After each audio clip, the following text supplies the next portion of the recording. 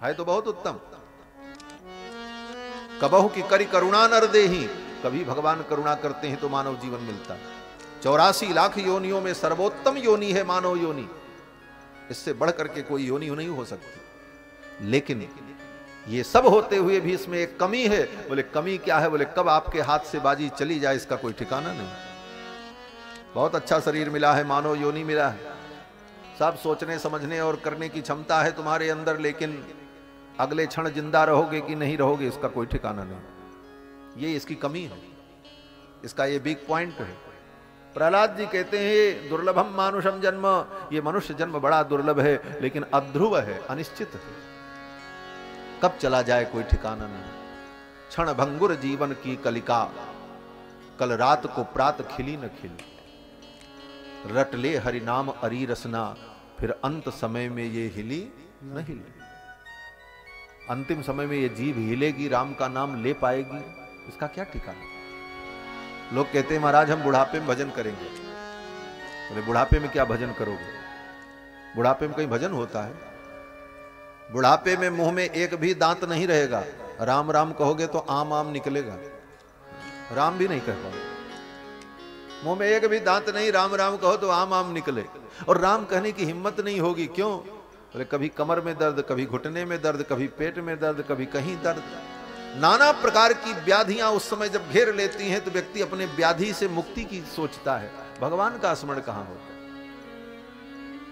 हाँ चिल्ला करके दुख में भले करे हा राम अरे राम, कहर कहर करके रो रो करके कर ले, वो बात अलग है,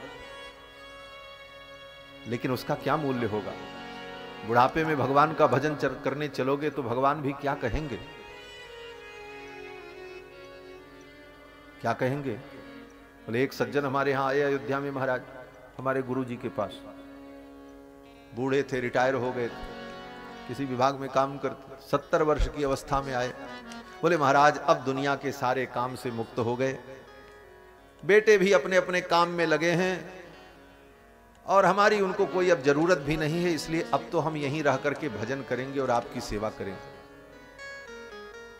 तो महाराज जी ने कहा कि अब तुम क्या सेवा करोगे, तुम हम ही से सेवा करवाओगे, अब तुम सेवा करने लायक रहे कहां? जब सेवा करने लायक थे तब तो तुमने अपनी जवानी, अपना जीवन, अपना धन अपने बेटों को दिया, तो ये बुढ़ापा भी अपने बेटों को जाकर के दो, मेरे सिर पे मत पड़ो। डांट करके भगा दिया। बोले जिसको तुमने अपना जीवन दिया, अपना सर्वस्व दिया, ये बुढ़ापा भी उसी के सिर पे डालो। अब आयो भजन करने, भगवान भी क्या सोचेंगे कि जीवन भर तो सबको दिया और जब किसी ने नहीं पूछा तब मेरी शरण में आया। ये बात अलग है कि भगवान परम कृपालु हैं, भगवान दयालु हैं, कैसे भी उनका भजन करो कल्याण होगा, लेकिन विचार करना क्या ये उचित है? उचित तो ये है कि जन्म से ही, बचपन से ही, जब से संभल जाए उसी समय से भगवान की भक्ति में लग जाए। कौमार आचरेत प्राज्ञो धर्मान भागवतानि, दुर्लभम मानुषम जन्म ततप्यद्रो मर्धदम। प्रहलाद जी ये भी कहते हैं सुखमैन्द्रिकम दैत्या देह योगेन देहिनाम सर्वत्र लभते दैवाद यथा दुःखमयत्नतः, सर्वत्र लभ्यते दैवाद यथा दुःखमयत्नतः। प्रहलाद जी कहते हैं हे असुर बालकों, सुख प्राप्त करने के लिए भी बहुत परेशान नहीं होना चाहिए। क्यों? प्रहलाद जी कहते हैं इंद्रियों से जो सुख मिलता है, संसार का जो सुख है, भोग है, इसके लिए भी प्रयास करने की कोई जरूरत नहीं। क्यों? बोले यह भी प्रारब्ध से तुम्हें मिलेगा। किस प्रकार से? बोले यथा दुःखमयत्नतः। ये बड़ा सुंदर तर्क है प्रहलाद जी का, इस तर्क पर आप भी विचार करना। यथा दुःखमयत्नतः, कोई भी संसार का व्यक्ति, अज्ञानी से अज्ञानी व्यक्ति, दुख प्राप्त करने के लिए कोई यत्न नहीं करता, कोई प्रयास नहीं करता। आप दुख प्राप्त करने के लिए कभी कोई प्रयास नहीं करते। दुख प्राप्त करने के लिए आप पैसा नहीं खर्चा करते। दुख प्राप्त करने के लिए आप किसी से निवेदन नहीं करते। दुख प्राप्त करने के लिए आप कोई संसाधन एकत्रित नहीं करते। यहां तक कि दुख प्राप्त करने के लिए आप भगवान से प्रार्थना भी नहीं करते कि हे प्रभु आप मुझे दुख दे दो। कोई करता है? नहीं करता। दुख के लिए आप कोई साधन नहीं करते हैं, फिर भी दुख आपके जीवन में आता है। आयत्नतः, बिना यत्न किए आता है। उसी प्रकार से बिना यत्न किए सुख भी आएगा, तय है। कैसे आएगा? प्रहलाद जी कहते हैं, देह योगेन देहिनाम सर्वत्र लभ्यते दैवात। दैवात माने प्रारब्ध के द्वारा। तुम्हारे प्रारब्ध में जितना सुख लिखा है और जितना दुख लिखा है, वो सुख दुख दोनों आएंगे। समय आने पर सुख आ जाएगा, समय आने पर दुख आ जाएगा। आप चाहे कितना भी प्रयास करो और कुछ ना करो, फिर भी वो आएगा।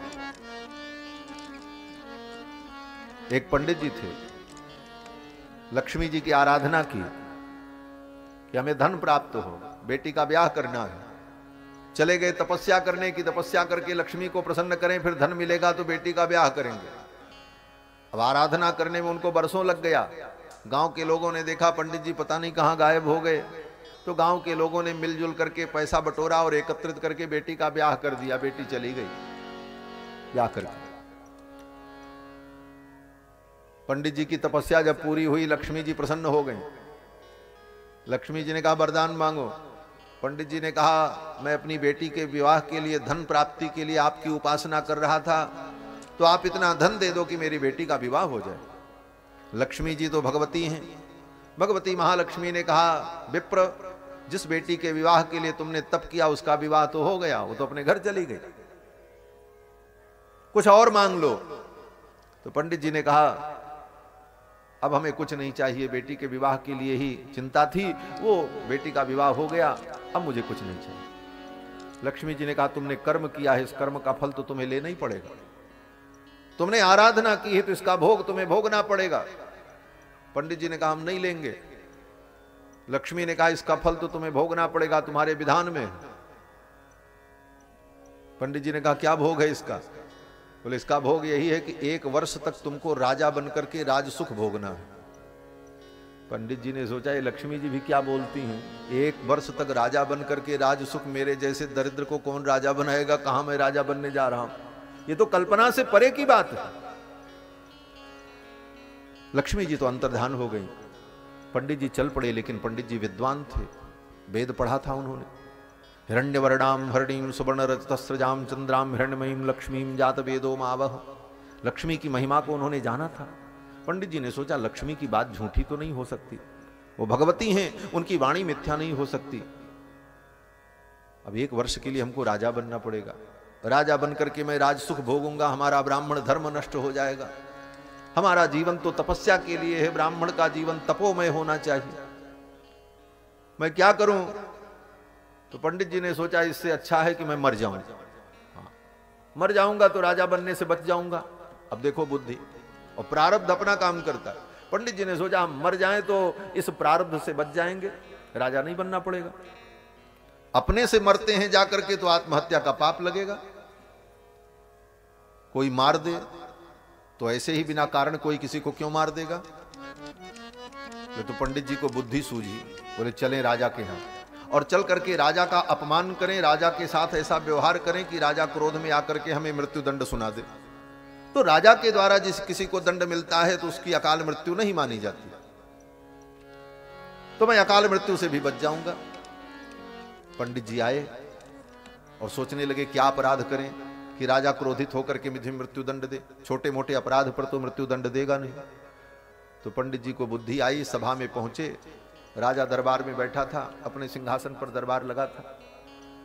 पंडित जी ने अपना जूता उतारा और खींच करके मारा राजा को, एक जूता मारा।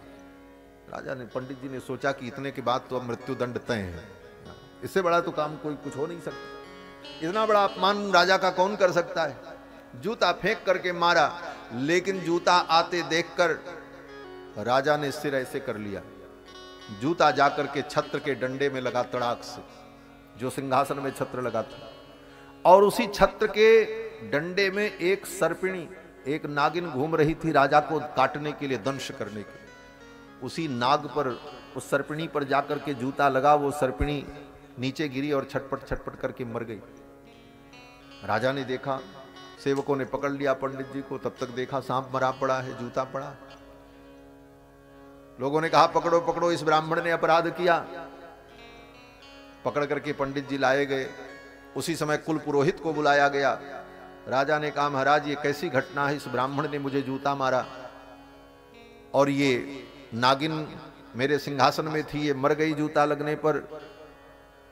तो जो कुल पुरोहित थे उन्होंने राजा की कुंडली निकाली और कुंडली पढ़ करके कहा, राजन आज आपका काल सर्प योग था, आज काल सर्प योग के कारण आपकी मृत्यु संभव थी, आपकी मृत्यु हो जाती, लेकिन इस ब्राह्मण की कृपा से आप बच गए, इस ब्राह्मण के आशीर्वाद से आप बच गए। इसने जूता मारा और वो नागिन मर गई, आपका काल सर्प योग दूर हो गया। राजा चरणों में गिर पड़ा, बोले महाराज आपने तो मेरे जीवन को बचा लिया, अब तो आप ही इस गद्दी पर बैठो। जबरदस्ती पकड़ करके बैठा दिया अपने सिंहासन पर। महाराज आप सिंहासन पर बैठो, हम आपकी सेवा करेंगे। ब्राह्मण ने कहा, नहीं नहीं महाराज हमको फांसी सुनाओ, हम मरना चाहते हैं। राजा ने कहा, रे रे ऐसा कैसे हो सकता, आपने मेरे जीवन को बचाया है और मैं आपको फांसी सुनाऊं, ये तो हो नहीं सकता। आप मेरे गद्दी पर बैठो, मैं आपकी सेवा करूंगा, आप ब्राह्मण हो, आचार्य हो। अब तो राजा की ऐसी श्रद्धा उमड़ी, महाराज चरणों में लौट गया।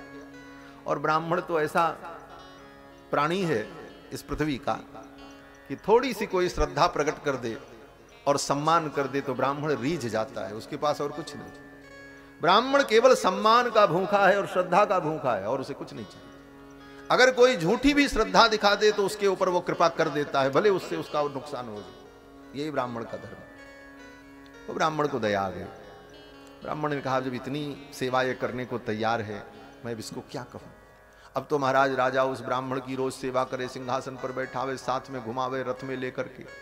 धीरे धीरे राज सुख भोगते भोगते बड़ा मजा आने लगा पंडित जी को, भूल गए सब पुरानी बातें। 1 साल तक राज सुख भोगा। राजा शिकार खेलने जाए तो इनको ले से साथ में लेकर के जाए, आप चलो, साथ में जाते। जंगल में वस्त्रावास लगा, दोनों के पलंग अगल बगल ही लगते थे, इधर राजा इधर महाराज पंडित जी, दोनों लोग। रात में जंगल में वस्त्रावास लगा था, शिविर लगा था, वहीं पर विश्राम कर रहे थे। सैनिक लोग चारों तरफ लगे थे। रात्रि में एक सर्प जंगल से कहीं से घूमते हुए उस शिविर में घुस गया। खुरखुर की आवाज हुई। राजा तो गहरी नींद में सो रहा था, पंडित जी की नींद खुल गई। देखा ये सर्प तो राजा की ओर जा रहा है। पंडित जी ने सोचा, इस राजा ने मेरी इतनी सेवा की, अपनी गद्दी पर बैठा करके मेरी आरती उतारता है, और ये सर्प राजा की ओर जा रहा है, कहीं राजा को काट लेगा तो राजा की तो मृत्यु हो जाएगी। उस सर्प को मारने के लिए पंडित जी ने अपनी तलवार निकाली, क्योंकि राजा के साथ रहते थे तो तलवार अस्त्र शस्त्र सब रखते थे। ज्यों ही तलवार निकाली, खर्र से सांप तो भाग गया, लेकिन खर्र की आवाज होते ही राजा की नींद खुल गई। राजा ने देखा पंडित जी ने अपनी तलवार निकाल रखी। राजा की बुद्धि बदल गई। बोले, ब्राह्मण तेरी मैंने पूजा की और तेरा इतना सम्मान किया, और आज तू एकांत अवसर पाकर के मुझे मार देना चाहता था। उल्टा अर्थ निकल गया। राजा ने कहा, तुम मेरी हत्या करना चाहते थे कि यहां जंगल में मार दें तो तुम्हारा राज्य निष्कंटक हो जाए। पंडित जी ने कहा, नहीं नहीं महाराज ऐसी बात नहीं है, एक सर्प आया था। बोले, कहां सर्प? सर्प तो भाग गया। क्या प्रमाण देते? और रात्रि का समय और तलवार हाथ में, और वहां दूसरा कोई था नहीं। कितनी भी सफाई दी पंडित जी ने, राजा ने स्वीकार नहीं किया। क्यों? बोले, प्रारब्ध विपरीत आ चुका था, कर्म का भोग पूर्ण हो चुका था, वैसी अवस्थाएं सृजित हो गई, व्यवस्था वैसी बन गई। राजा ने विचार किया, इसको क्या दंड दें। फिर राजा ने सोचा, राजा ने कहा, कुछ भी हो, एक बार इसने मेरे प्राण की रक्षा की है, और आज ये भले मुझे मारना चाहता हो, लेकिन मारा तो नहीं हो, तो मैं इसको मृत्युदंड क्यों दूं। राजा ने कहा, ठीक है ब्राह्मण, तूने एक बार मेरे प्राण की रक्षा की, इसलिए मैं तुझे जीवन दान देता हूं, लेकिन मेरे राज्य की सीमा से बाहर चले जाओ। पंडित जी चल पड़े, सब सुख छोड़ करके, सुविधाओं को छोड़ करके जब फिर चल पड़े और राज्य की सीमा से बाहर निकले तो लक्ष्मी जी रास्ते में मिल गई। लक्ष्मी जी ने कहा, कहो विप्र, कर्म का फल क्या होता? तुम्हें अपने प्रारब्ध को भोगना पड़ा। तो ये प्रारब्ध की गति बड़ी विलक्षण है। सुख दुख प्रारब्ध में जितना लिखा है वो समय आने पर बिना प्रयास किए आ जाएगा, वो आएगा, उसे कोई रोक नहीं सकता। प्रारब्धम परिभुज्य कर्म शकलम प्रक्षीण कर्मांतर। प्रहलाद जी कहते हैं, हे असुर बालकों, ये सुख दुख प्रारब्धवश आते हैं। जिस तरह दुख को प्राप्त करने के लिए व्यक्ति कोई प्रयास नहीं करता और वो आ जाता है, उसी प्रकार सुख भी आएगा। इसलिए सुख दुख की चिंता छोड़कर भगवान का चिंतन करना चाहिए। प्रहलाद जी की इन बातों को सुनकर के असुर बालक उनके भक्त बन गए और सब भगवान का कीर्तन करने लगे। एक दिन हिरण्यकश्यपु को आकर के आचार्यों ने बताया कि महाराज आपके बेटे ने पूरे विद्यालय को बर्बाद कर दिया। अभी तक आपका बेटा आपके शत्रु का नाम लेता, अब तो विद्यालय में केवल आपके शत्रु के नाम का कीर्तन होता, दूसरा काम होता ही नहीं। जब देखो सब बच्चे बैठ करके कीर्तन करते हैं श्रीमन नारायण श्रीमन नारायण। हिरण्यकश्यपु को बड़ा क्रोध आया, प्रहलाद जी को बुलाया और कहा, दुष्ट तू मेरे शत्रु की बात करता है, बड़े बड़े देवता मुझसे डरते हैं और तुझे भय नहीं लगता। प्रहलाद जी ने कहा, पिताजी जिसके बल से आप बलवान हैं उसी के बल से मैं भी बलवान हूं। न केवलम में भवतश्च राजन सवई बलम बलिनाम चापरेशाम। इतना सुनते ही तो हिरण्यकश्यपु को क्रोध आया। हिरण्यकश्यपु ने कहा, कहां है तेरा भगवान? जिस भगवान के बल पर तू इतना गुरूर करता है वो तेरा भगवान कहां है? बुला अपने भगवान को, मैं देख लूं तेरे भगवान में कितनी शक्ति है। प्रहलाद जी ने कहा, भगवान तो सब जगह है, बुलाना उसको पड़ता है जो दूर होता है, भगवान तो सब जगह है। हिरण्यकश्यपु ने कहा, कहां कहां है? प्रहलाद जी ने कहा, कहां नहीं है, हम में तुम में खड़क खंभ में, हमारे अंदर तुम्हारे अंदर, तुम्हारी इस तलवार के अंदर, इस खंभे के अंदर, सब जगह भगवान है। अंतर बहिश्च तत्सर्वं व्याप्य नारायण स्थितः। अंदर बाहर सब जगह व्यवस्थित होकर के परमात्मा अवस्थित है, कहां भगवान नहीं? हिरण्यकश्यपु ने कहा, क्या इस खंभे में भी भगवान है? तेरा परमात्मा इस खंभे में भी है? प्रहलाद जी ने कहा, है, जो सब जगह है वो इस खंभे में भी है। प्रहलादस्ति यदीश्वरो बदहरि सर्वत्र मे दर्शय स्तंभे चैव मिति ब्रुवन्तुम असुरः तत्र विरासीत धरि। प्रहलाद जी ने कहा, इस खंभे में भी भगवान है। हिरण्यकश्यपु दौड़ पड़ा और दौड़ करके उसने खंभे पर एक मुष्टिका का प्रहार किया, खंभा टूट गया। उस खंभे के अंदर एक सुई भी जाने की जगह नहीं थी, इतना ठोस था वो खंभा। लेकिन उस खंभा के टूटने पर उसके अंदर से भगवान नरसिंह प्रकट हो गए। बोलो लक्ष्मी नरसिंह भगवान की जय। लक्ष्मी नरसिंह भगवान प्रकट हो गए, गर्जना करते हुए भगवान नरसिंह प्रकट हुए। विशाल रूप, सिंह के समान मुख, नर के समान शरीर, कराल दृष्टम करवाल चंचल छुरांत जिह्वम भ्रकुटी मुखोलबड़म। और नरसिंह भगवान ने दौड़ करके हिरण्यकश्यपु को पकड़ लिया, घसीटते हुए लेकर के आए और महल के द्वार पर देहली पर नरसिंह भगवान विराजमान हुए। अपनी जंघाओं पर हिरण्यकश्यपु को लिटाया, नीचे की दो भुजाओं से हिरण्यकश्यपु के शरीर को जकड़कर पकड़ लिया। ऊपर की दो भुजाएं खाली थीं। नरसिंह भगवान ने कहा, तूने ब्रह्मा से वरदान मांगा था, मेरी मृत्यु न दिन में हो न रात में हो, देख ले न दिन है न रात है। तूने वरदान मांगा था, मेरी मृत्यु न अस्त्र से हो न शस्त्र से हो, देख ले ये मेरे भयंकर नख न अस्त्र हैं न शस्त्र हैं। इस प्रकार कहते हुए उसकी समस्त प्रतिज्ञाओं का स्मरण दिलाते हुए भगवान नरसिंह ने हिरण्यकश्यपु के वक्षस्थल में अपने नख को धसाया और कर्र से पेट फाड़ दिया। वक्षस्तस्य विदारयन् निज नखैहि वात्सल्यमापादयन् आर्तत्राणपरायणस्य भगवान नारायणो मे गति। नखांकुरोत्पाटित हृत्सरोहम, अपने नख के द्वारा वक्षस्थल को विदीर्ण कर दिया, हिरण्यकश्यपु की छाती को फाड़ दिया। हिरण्यकश्यपु का नरसिंह भगवान ने वध कर दिया। उसके जो और अनुचर थे आए, सबको भगवान ने मार डाला। भगवान का क्रोध शांत नहीं हो रहा था। ब्रह्मा इंद्र सब ने आकर के स्तुति की, भगवान का क्रोध शांत नहीं हुआ। देवताओं ने लक्ष्मी जी को भेजा, आप जाओ, आपके जाने पर इनका क्रोध शांत होगा। लक्ष्मी जी आई, भगवान ने ऐसी गर्जना की कि लक्ष्मी जी भी उल्टे पांव लौट गए। लक्ष्मी जी ने कहा, ऐसा क्रोध तो आज तक मैंने देखा ही नहीं, आज ये मुझसे भी शांत होने वाले नहीं। तब ब्रह्मा जी ने प्रहलाद जी से कहा, बेटा तुम जाओ, तुम्हारे लिए इनका अवतार हुआ है, तुम्हारे जाने पर इनका क्रोध शांत हो जाए। प्रहलाद जी आए और आकर के भगवान के चरणों में साष्टांग प्रणाम किया। स्वपाद मूले पतितम तमर्भकम विलोक्य देव कृपया परिप्लुतः। स्वपाद मूले पतितम तमर्भकम, अपने चरण कमल में साष्टांग प्रणाम करते हुए प्रहलाद को देखकर भगवान का क्रोध शांत हो गया। विलोक्य देवः कृपया परिप्लुतः, कृपा के सागर में भगवान डूब गए और प्रहलाद को उठा करके भगवान ने अपनी गोद में बैठा लिया।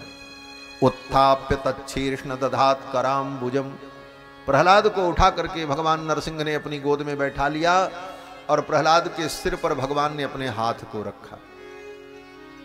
तच्छीर्ष्ण दधात कराम्बुजम, प्रहलाद के सिर पर अपने कराम्बुज को, कर कमल को भगवान ने रखा। इस दृश्य का चिंतन करते हुए श्री सुखदेव भगवान कहते हैं कि ये भगवान के कर कमल कैसे हैं।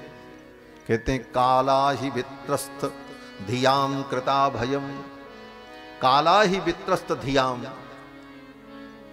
काल रूपी महासर्प के भय से जिसकी बुद्धि भयभीत हो गई हो, ऐसी बुद्धि के भय को दूर कर देने वाले, अभय प्रदान करने वाले भगवान के करारविंद। काला ही वित्रस्त धियाम कृता भयम, भगवान ने अपने कर कमल को प्रहलाद के मस्तक पर रखा। शीतल सुखद छाह जेहि करके मेटत शाप ताप माया, तुलसीदास जी महाराज वर्णन करते हैं। ये भगवान के कर कमल का वैशिष्ट्य है, विशेषता है। प्रहलाद जी ने भगवान के चरणों में साष्टांग प्रणाम किया, बड़ी सुंदर स्तुति की।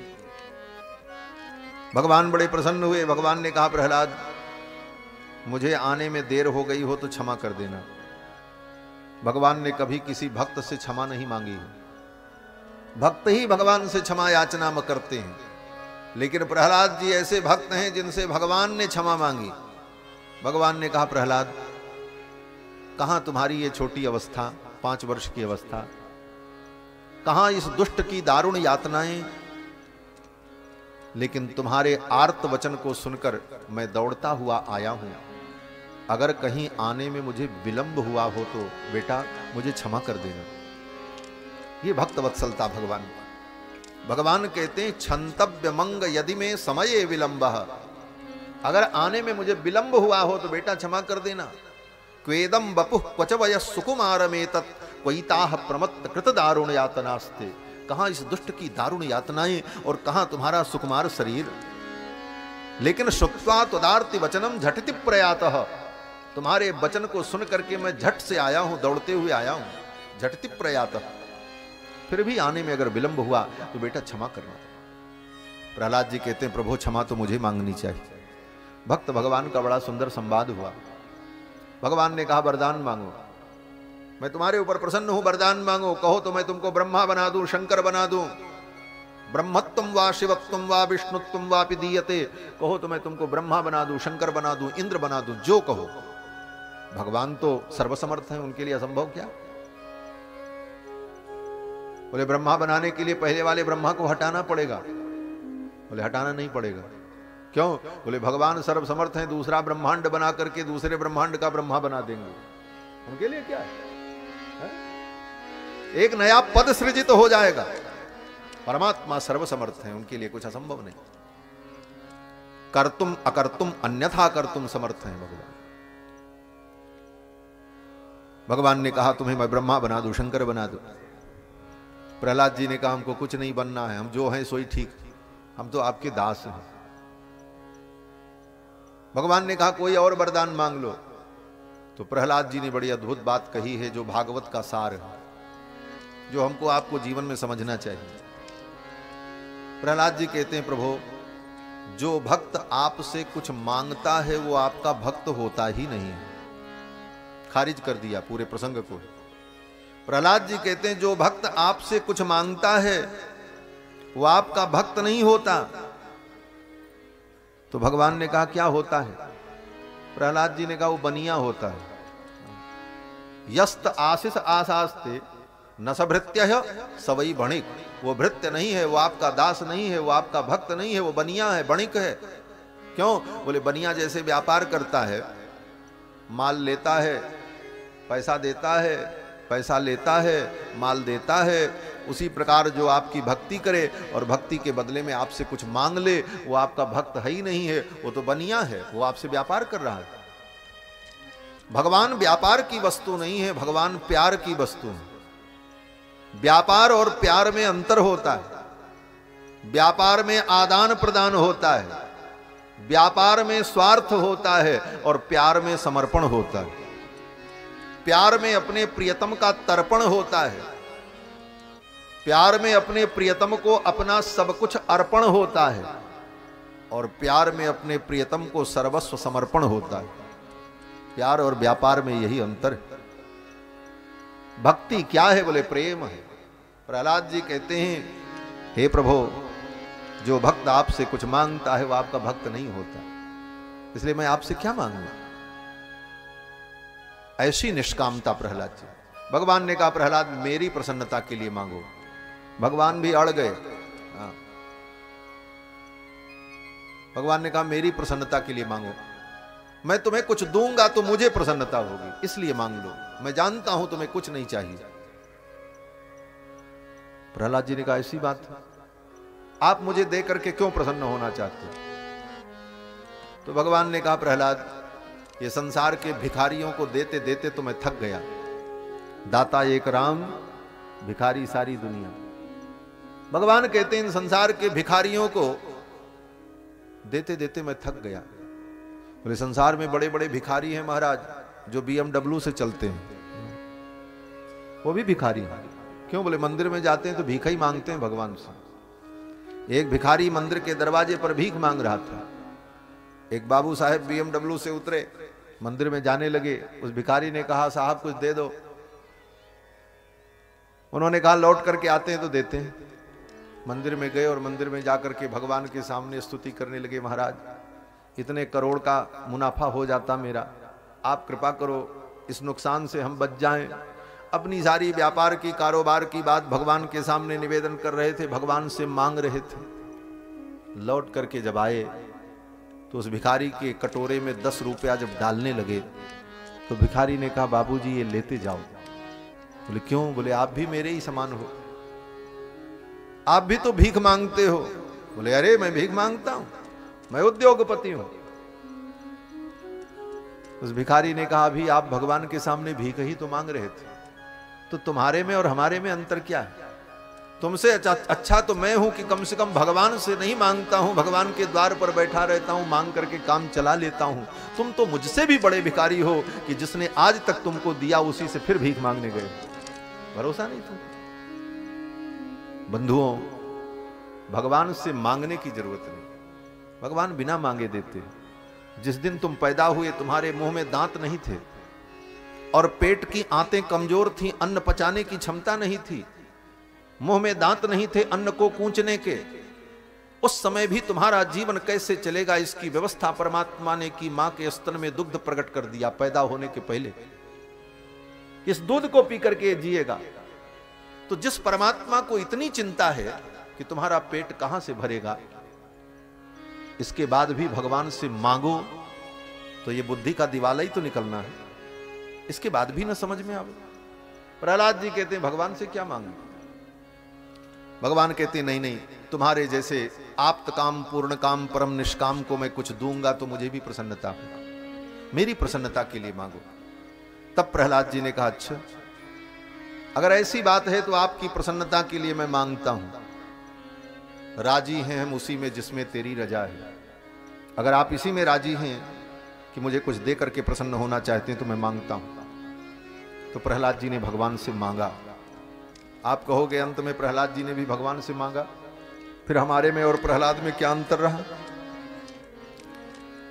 लेकिन सुन करके आपको आश्चर्य होगा कि प्रहलाद जी ने भगवान से क्या मांगा। भगवान भी नहीं सोच पाए कि प्रहलाद क्या मांगेगा। प्रहलाद जी ने भगवान से कहा, प्रभु यदि राशि समय कामान वरास्तम वरदर्शभ। हे भगवान, यदि आप मुझे वरदान देना चाहते हैं तो आज मैं आपसे यही वरदान मांगता हूं। क्या वरदान? बोले, कामानाम हृदय संरोहम भवतस्तु वृणे वरम। आज मैं आपसे यही वरदान मांगता हूं, आप यही वरदान दे दीजिए कि आज के बाद कभी भी मेरे मन में कुछ मांगने की इच्छा न हो। यही वरदान दे दीजिए। क्या मांगा? कि आज के बाद कभी मेरे मन में आपसे कुछ मांगने की इच्छा ही न पैदा हो। यही वरदान दीजिए। कितने चतुर हैं प्रहलाद जी, 5 वर्ष के बालक। और चतुर क्यों न हो, किसी ऐरे गहरे के चेला नहीं है, देवर्षि नारद के शिष्य हैं महाराज। नारद जी ने इनको ज्ञान दिया, साधारण गुरु के चेला। शिष्य की विशेषता ही यह सिद्ध कर देती है किस गुरु का शिष्य होगा। जिस शिष्य में यह चमत्कार है उसका गुरु कितना अद्भुत होगा। प्रहलाद जी महाराज कहते हैं, प्रभु ये वरदान आप दीजिए, कामानाम हृत समरोहम भवतस्तु वृणेवरम। मैं यही वरदान चाहता हूं कि मेरी कामनाओं का सदा सदा के लिए अंत हो जाए, कभी मेरे मन में कुछ मांगने की इच्छा ही ना। भगवान ने कहा तथास्तु। फिर भगवान जब चलने लगे तो प्रहलाद जी ने एक बात और कही। प्रहलाद जी ने कहा, प्रभु एक निवेदन है। बोले क्या? प्रहलाद जी ने कहा, मेरे पिता ने आपको बहुत गालियां दी, अपशब्द कहे, मेरे पिता को आप क्षमा कर देना। मेरे पिता का कल्याण हो मैं चाहता हूं। भगवान रो पड़े। नरसिंह भगवान, नरसिंह भगवान की आंखों से अश्रु आ गए। धन्य है प्रहलाद तू, इसी को भक्त कहते हैं। भगवान का भक्त कौन? बोले जो अपने शत्रु के भी कल्याण की कामना करे, वही भगवान का भक्त है। जिसके दिमाग में शत्रु और मित्र के भाव अभी बचे हैं, इसका मतलब अभी उसकी भगवान की भक्ति पूरी नहीं है। जो भगवान के परम भक्त होते हैं वो किसी को अपना शत्रु मानते ही नहीं। दुनिया भले उनको शत्रु माने, वो किसी को अपना शत्रु नहीं मानते, वो अजात शत्रु हैं। प्रहलाद जी कहते हैं, मेरे पिता का कल्याण हो, मेरे पिता ने आपको बहुत गालियां दी। प्रहलाद जी ने कहा, बेटा उस पिता ने तुम्हें इतना सताया और तुम उसका कल्याण चाहते हो? प्रहलाद जी ने कहा, प्रभु मैं इसलिए कल्याण चाहता हूं कि अगर मेरे पिता का कल्याण नहीं हुआ तो मेरा पुत्र होना व्यर्थ हो जाए। क्यों? बोले पुत्र किसे कहते हैं? बोले पुम नाम नरकात त्रायते इति पुत्र। पुत्र उसे कहते हैं जो अपने पिता को नरक में जाने से बचा ले। पिता कितना भी बड़ा पापी क्यों न हो, लेकिन पुत्र इतना धर्मात्मा हो जाए कि अपने धर्म के बल से पिता को नरक में जाने से बचा ले, वही पुत्र है, उसी को पुत्र कहते हैं। प्रहलाद जी कहते हैं, अगर मेरे पिता नरक चले गए तो मेरा पुत्र होना व्यर्थ हो जाएगा। इसलिए हे भगवान, मेरे पिता को आप क्षमा कर दो, उनके ऊपर कृपा करो। ये भावना देखकर, ये साधुता देखकर भगवान द्रवीभूत हो गए और भगवान ने कहा, प्रहलाद और ब्रह्मांड के सभी देवता और सभी प्राणी आज मेरा उद्घोष सुन लें। भगवान कहते हैं, आज मैं नया संविधान बनाने जा रहा हूं। और संविधान क्या बनाने जा रहा हूं? संविधान संशोधन करने जा रहा हूं। कोई कानून पहले से बन जाए लेकिन उसमें परिवर्तन की आवश्यकता हो तो उसे संविधान संशोधन कहा जाता है। भगवान ने कहा, आज मैं एक संविधान संशोधन करने जा रहा हूं। बोले क्या संविधान संशोधन? भगवान ने कहा, आज तक यही संविधान था कि काहू न को सुख दुख कर दाता, निज कृत कर्म भोग सब भ्राता। कोई किसी को सुख दुख नहीं देता, अपने अपने कर्मों का फल सबको भोगना पड़ता है, अपने अपने कर्मों के अनुसार सबको सुख दुख भोगना पड़ता है। लेकिन हे प्रहलाद, आज मैं ये विशेष नियम बना रहा हूं कि कोई कितना बड़ा भी पापी क्यों न हो, दुष्टात्मा हो, पापात्मा हो, लेकिन उसके घर में तुम्हारे जैसा भक्त अगर उत्पन्न हो जाए तो उसकी 21 पीढ़ी का मैं उद्धार कर देता हूं। ये भगवान ने विशेष वरदान दिया है। ये नया कानून बना दिया भगवान ने नरसिम्हावतार में कि प्रहलाद, आज मैं कानून बना रहा हूं, ये नियम निर्धारण कर रहा हूं कि तुम्हारे जैसा भक्त जिसके कुल में उत्पन्न होगा, उसके पिता, उसके पिता के पिता, उसके पिता के पिता, उसकी 21 पीढ़ी का मैं उद्धार कर दूंगा, चाहे सब पापी क्यों न हो, उस भक्त के संबंध के कारण। और बाकायदे भगवान ने कहा, त्रिहि सप्तभिः पिता पूतः पितृभिः सहते नगः। त्रिहि सप्तभिः, त्रिहि सप्तभिः का मतलब 7 त्रिक 21 का 7 का पहाड़ा समझ लो। भगवान कहते हैं त्रिहि सप्तभिः पिता पूत, 21 पीढ़ी का उद्धार मैं कर दूंगा। यत साधो से गृहे जातो भवान वही कुल पावन। तुम्हारे जैसा कुल पावन, कुल को पवित्र करने वाली संतान जिसके कुल में पैदा हो जाएगी, उसकी 21 पीढ़ी का मैं उद्धार कर दूंगा। भगवान ने प्रहलाद जी को यह वरदान दिया। और चलते चलते भगवान ने प्रहलाद को एक बात और कही, बेटा आज तो मैंने तेरे पिता को मार दिया क्रोध में, लेकिन जाओ, आज मैं वचन देता हूं, तुम्हारे वंश में उत्पन्न होने वाले तुम्हारे किसी संबंधी का मैं अब वध नहीं करूंगा। और भगवान ने इस वचन का निर्वाह किया। कृष्णावतार में बाणासुर से भगवान का युद्ध हुआ और बाणासुर को भगवान ने छोड़ दिया। और क्यों छोड़ा? बाणासुर को छोड़ते हुए भगवान ने कहा, जाओ मैं तुमको इसलिए छोड़ रहा हूं कि तुम्हारे